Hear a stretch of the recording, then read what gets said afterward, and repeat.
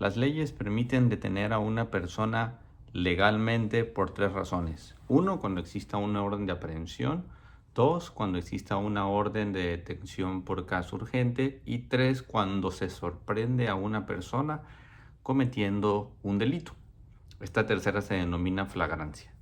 Es común que en México se utilice la detención en flagrancia. Las policías, por ejemplo, dicen que sorprenden a personas portando armas, portando drogas en público, y a partir de eso deciden detenerlas, es decir, privarlas de la libertad. Una vez que eso sucede, la obligación de las policías es llevar a las personas inmediatamente ante las fiscalías o ante los ministerios públicos y remitir toda la evidencia que recuperaron de la escena del crimen.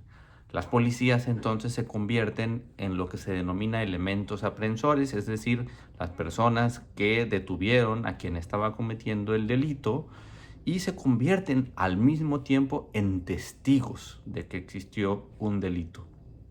Es muy relevante lo que la policía diga, y eso queda asentado en un informe de la detención que se conoce como informe policial homologado.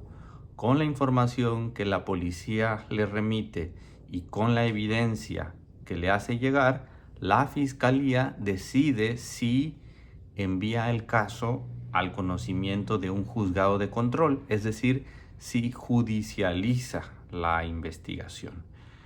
Tiene un plazo la fiscalía de 48 horas en la mayoría de los delitos y de 96 horas cuando se trata de delitos relacionados con delincuencia organizada para tomar esta decisión de si no judicializa el caso o si decide efectivamente judicializarlo.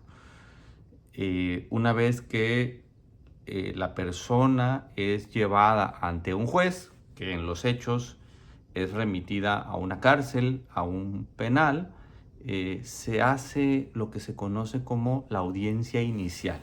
La primera parte de una audiencia inicial en un caso de detención por flagrancia, es decir, cuando se sorprende a una persona cometiendo el delito, se conoce como control de detención.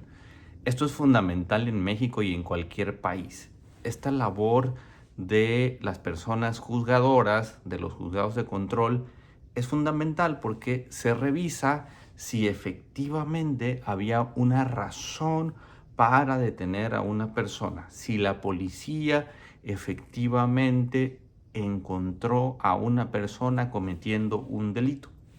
Y ese análisis puede dar lugar a que ese caso se acabe en el momento o puede dar lugar a que el caso continúe. ¿Por qué es así? Pensemos en un caso. Una policía detiene a una persona y dice que la encontró mientras caminaba en la calle y que tenía armas. Esa persona llevaba portando un cuerno de chivo, un R-15 y 3 granadas. Y además llevaba droga. Era muy evidente que llevaba colgando una bolsa con cocaína. Y entonces la policía cuenta en su reporte de detención que había una razón válida para detener a la persona, en tanto era evidente que estaba cometiendo dos delitos al menos.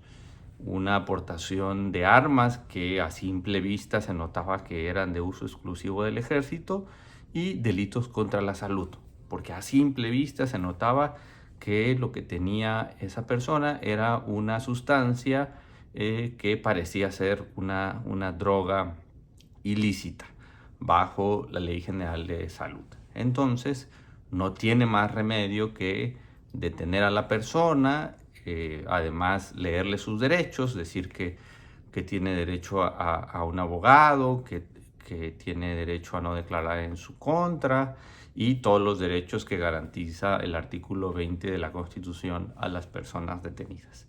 Eso, como digo, queda sentado en un parte de detención. Sucede todo el proceso, la fiscalía organiza la investigación en una carpeta de investigación y decide llevar a la persona ante un juez. Empieza la audiencia inicial y la fiscalía cuenta esta historia que está en un reporte de detención y le dan la voz a la defensa de la persona detenida. Y resulta que la defensa de la persona detenida dice que la historia de la policía es falsa, que en realidad la persona estaba en su casa, durmiendo con su familia, y que un grupo de policías sin orden de cateo, sin orden de aprehensión, ingresó en la casa, rompió las puertas y las ventanas, golpeó a la familia, se robó todo lo que pudo de la casa y se llevó a golpes a la persona detenida. Incluso en el momento de la audiencia, la persona cuenta que fue golpeada y enseña las lesiones. Bajo esa historia que cuenta la defensa, enseña pruebas. Tiene un video que demuestra que efectivamente la persona acusada estaba en su casa. Resulta que la casa tenía cámaras de vigilancia y que hay entonces prueba fehaciente de que la historia de la policía es falsa. Y no solamente es falsa la historia de la policía, sino también la evidencia que fue recuperada de supuestamente la escena del crimen. Si es mentira que la persona estaba caminando en la calle con armas y con drogas. Entonces, también no puede validarse la supuesta evidencia que fue recuperada de ese espacio. Lo que tendría que suceder, al menos en la teoría, y a partir de lo que dice la Constitución y lo que dice la jurisprudencia, es que esa detención debe declararse ilegal, y no solo eso, sino también la evidencia que haya sido recuperada en tanto está relacionada con una violación a derechos humanos. Cuando un juzgado de control hace eso, no comete un acto de corrupción, simplemente protege los derechos constitucionales que tenemos todas las personas.